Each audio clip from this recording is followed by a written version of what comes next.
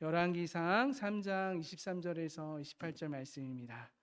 하나님의 말씀 열왕기상 3장 23절에서 28절 말씀 함께 화면을 보고 봉독하겠습니다.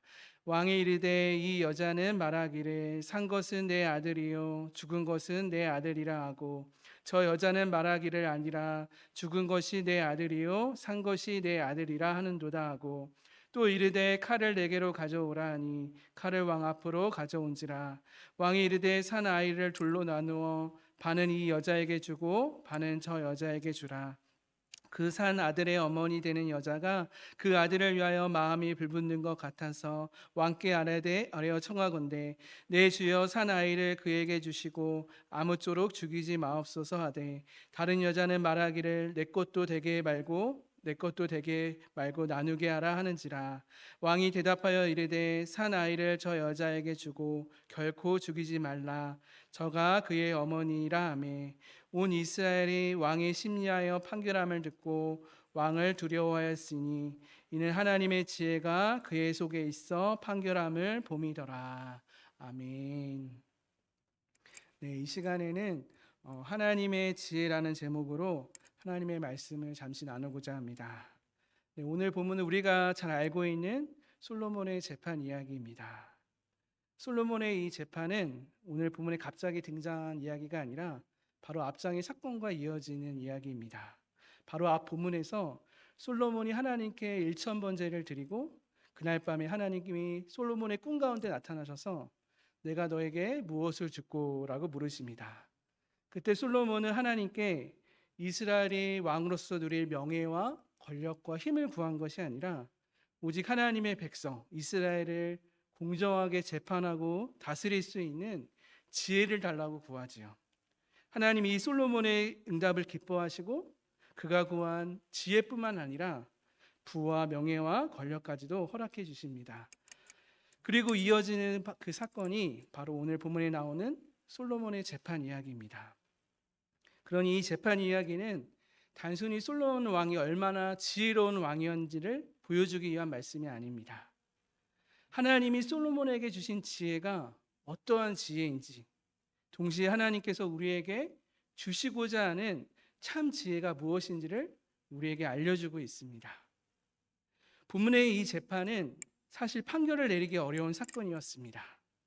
두 여인이 한 아이를 두고서 서로 자기 아기라고 주장하고 있습니다. 여러분, 지금이라면 당장 유전자 검사를 하면 단번에 확인할 수 있지만 당시에는 그러한 검사도 없었습니다. 더구나 판결을 내릴 만한 어떠한 증인도 확실한 물증도 없습니다. 그러니 두 여인 가운데 누가 아이의 진짜 어머니인지를 판가름할 길이 없었던 것이지요. 그때 지혜로운 재판장인 솔로몬이 칼을 가져오라고 명합니다. 그리고 아이를 반으로 갈라서 나누어서 각자의 연인에게 반씩 나누어 주라고 명하지요. 이 왕의 말을 들은 한 여인이 아이를 향한 마음이 불붙는 것 같아서 왕에게 간구합니다. 왕이여 아이를 죽이지 마옵소서. 차라리 이 아이를 저 여인에게 주십시오. 반면에 이를 들은 다른 여인은 이렇게 말합니다. 내 것도 되게 하지 말고 서로 나누게 하소서. 여러분, 솔로몬의 명령에 대한 이 두 여인의 이 상반된 반응에서 진실이 드러난 것입니다. 이에 솔로몬이 최종 판결을 내리지요. 아이를 죽이지 말라고 한 저 여자에게 아이를 주고 결코 죽이지 말라. 저가 그의 어머니니라. 여러분, 이 솔로몬의 판결을 듣고 온 이스라엘 백성들이 왕을 두려워했다고 합니다.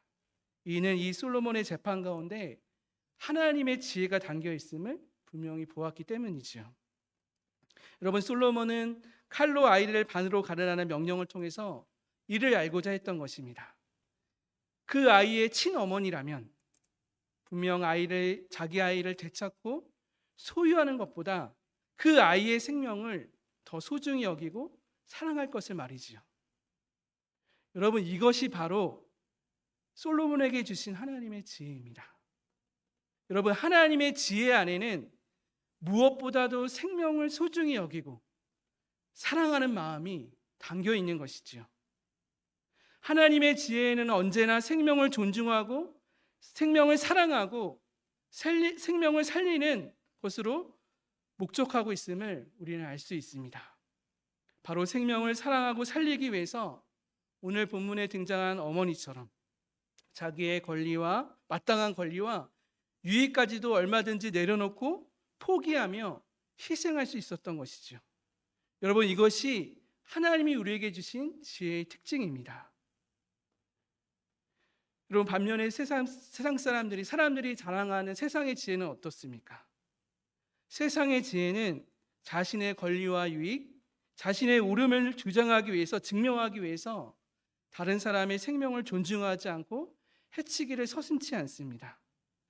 나만 잘 살면 되고, 나만 문제 없으면 되고, 나만 잘 되면 된다는 지극히 자기중심적인 이기적인 마음이 깔려 있는 것이지요.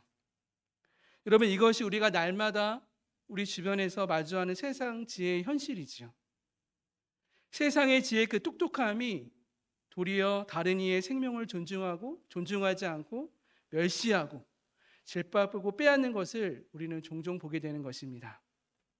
여러분, 우리의 인류의 역사에서도 계속 반복되는 갈등과 폭력, 이 전쟁의 역사가 이 세상 지혜의 한계를 분명히 증언하고 있는 것입니다. 여러분, 그런 점에서 이 세상 지혜의 똑똑함은 쉽게 말해서 헛똑똑입니다. 그 지혜로 다른 생명을 해치고 빼앗는 똑똑함이라면 여러분, 차라리 미련하고 어리석은 게 더 낫지요. 여러분, 그런데 우리의 현실에 왜 이런 일이 버젓이 우리 가운데 일어나고 있을까요? 그것은 한마디로 우리의 죄 때문이지요. 하나님을 대적하는 자, 사탄과 악한 영들이 우리를 매일 유혹하고 시험하여서 하나님의 주신 지혜를 죄로 왜곡하고 있는 것입니다. 그래서 그 지혜로 생명을 경시하고 멸시하고 파괴하도록 우리를 이끌고 있는 것이지요. 사랑하는 여러분, 그러니 우리는 늘 깨어 있어야 합니다. 세상이 자랑하고 쫓는 이 지혜가 아닌 하나님이 우리에게 주시고자 하는 이 하나님의 지혜로 살아가야 하는 것이지요. 여러분, 하나님의 지혜는 언제나 하나님이 창조하신 생명을 존중하고 그 생명을 사랑하고 생명을 살리는 데로 향합니다. 하나님은 모든 생명의 근원자 되시고 이 세상 모든 생명이 바로 다 하나님께로부터 나왔기 때문입니다. 그러니 이 생명을 사랑하고 존중하고 살리는 것이 바로 하나님의 지혜인 것이죠. 여러분, 이 하나님의 지혜가 어느 곳에서 가장 잘 드러납니까? 바로 우리 주 예수님이 가신 십자가의 길, 그 십자가의 대속의 사건에서 잘 드러나고 있습니다. 그래서 여러분, 예수님은 하나님과 동등되신 성자 하나님이셨지만 그 신적인 권위와 지위를 내려놓으시고 우리와 같은 인간과 같이 낮아지셨습니다. 곧 인간의 몸 종의 형체를 입으시고 이 땅에 우리와 같은 인간의 몸으로 오셨지요. 그리고 죄 없으신 예수님이 우리를 위해서 죄인이 되사 우리 대신 십자가를 지시고 골고다 언덕을 오르시며 마침내 십자가에 매달려 죽으셨습니다. 여러분, 성자 하나님이신 예수님께서, 죄 없으신 예수님께서 왜 십자가에서 달려 죽으셨습니까? 그 이유는 단 한 가지, 우리를 사랑하시기 때문입니다. 우리를 사랑하사 우리를 죄와 사망에서 구원하시고 우리에게 참 생명을 주시기 위함이지요. 그래서 하나님의 아들됨의 그 신적인 권위와 지위를 내려놓으시고 자신의 전부, 자신의 생명까지 우리에게 십자가 위에 내어놓아 주신 것입니다. 여러분, 이것이 성경이 증언하는 하나님의 지혜요, 하나님의 능력임을 믿습니다. 세상의 지혜로는 이 하나님의 지혜를 결코 이해할 수 없습니다. 세상의 지혜는 십자가에 달린 예수를 보고 어떻게 합니까? 손가락질하며 미련하다 하고 어리석다 말합니다. 여러분, 고린도전서 1장 말씀을 보십시오. 말씀 화면에 띄워주시면 감사하겠습니다. 제가 읽어드릴 테니 이 하나님의 말씀을 잘 들으시길 바랍니다. 십자가의 도가 멸망하는 자들에게는 미련한 것이요 구원을 받는 우리에게는 하나님의 능력이라. 기록된 바 내가 지혜 있는 자들의 지혜를 멸하고 총명한 자들의 총명을 폐하리라 하였으니 지혜 있는 자가 어디 있느냐? 선비가 어디 있느냐? 이 세대의 변론가가 어디 있느냐? 하나님께서 이 세상의 지혜를 미련하게 하신 것이 아니냐? 하나님의 지혜에 있어서는 이 세상이 자기 지혜로 하나님을 알지 못하므로 하나님께서 전도에 미련한 것으로 믿는 자들을 구원하시기를 기뻐하셨도다. 유대인은 표적을 구하고 헬라인은 지혜를 찾으나 우리는 십자가에 못 박힌 그리스도를 전하니 유대인에게는 꺼리끼는 것이요 이방인에게는 미련한 것이로되 오직 부르심을 받은 자들에게는 유대인이나 헬라인이나 그리스도는 하나님의 능력이요 하나님의 지혜니라. 아멘. 사랑하는 여러분, 이 말씀에서 우리 주 예수 그리스도 안에서 예수 그리스도의 십자가에서 이루신 하나님의 놀라운 은혜의 역전, 구원의 역사를 여러분 보시기를 바랍니다. 세상이 미련하다고 어리석다고 말하는 십자가의 도, 십자가에 달리신 예수 그리스도야말로 성경이 말하는 하나님의 지혜요 하나님의 능력임을 성경은 분명히 증언하고 있습니다. 예수님의 십자가의 대속의 사건은 우리의 생명을 존중하고 우리의 생명을 사랑하사 우리의 생명을 다시 살리시는 하나님의 놀라운 지혜, 하나님의 능력이 담겨 있는 것이죠. 사랑하는 여러분, 이 말씀을 들으니 어떻습니까? 여러분, 우리의 삶의 모습을 한번 돌이켜 보십시오. 우리는 진정 하나님의 지혜로 살아가고 있습니까? 여러분, 하나님의 지혜로 살아간다는 것이 우리의 삶 속에서 어떻게 구체적으로 나타날까요?